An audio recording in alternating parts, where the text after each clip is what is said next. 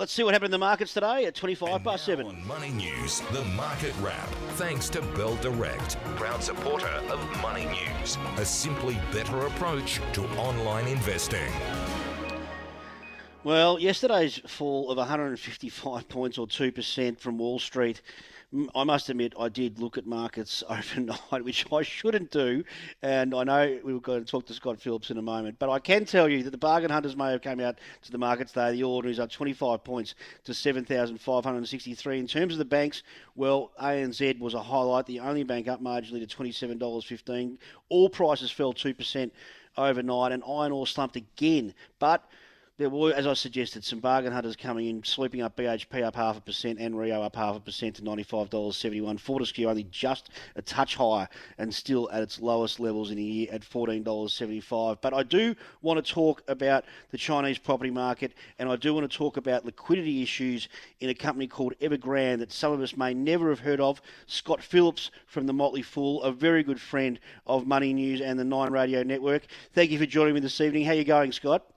Scott, good evening. Well, better today, mate. Today was a nice recovery. I do suggest that investors don't look at the markets minute by minute, not even day by day, but after a 2% fall yesterday, some green today was nice, wasn't it?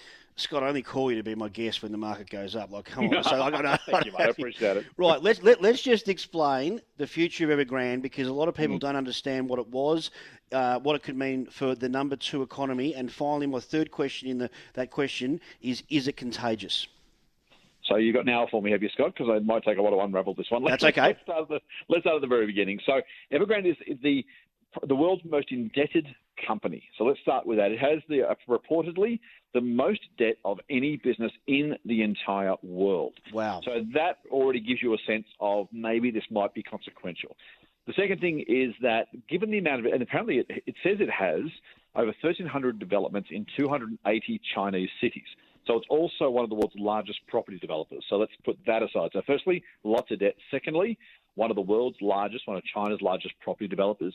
And then thirdly, given those two facts, the Chinese government has been concerned that the amount of debt being taken on by particularly property companies, but just in general in the Chinese economy, could be a threat to the Chinese financial system.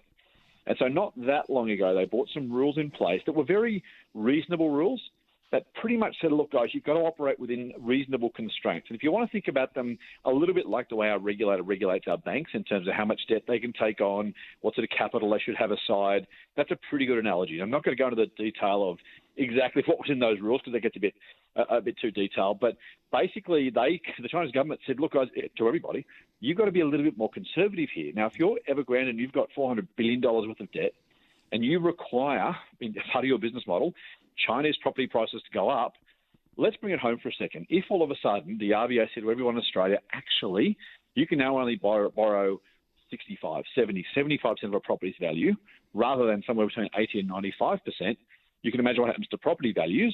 And if you've got a lot of debt backed up against that property, you're probably going to have some trouble paying your bills. And that's a pretty good analogy for what's happening now with Evergrande in China. They're saying, well, hang on, we mightn't be able to pay our bills because you've told us we've got all this debt based on rising property prices and more property sales. If you tell us we can't borrow this money, but yet we've got to try and clear all this off of our books, we'll try and drop our prices, we'll try and have a fire sale and get rid of this stuff.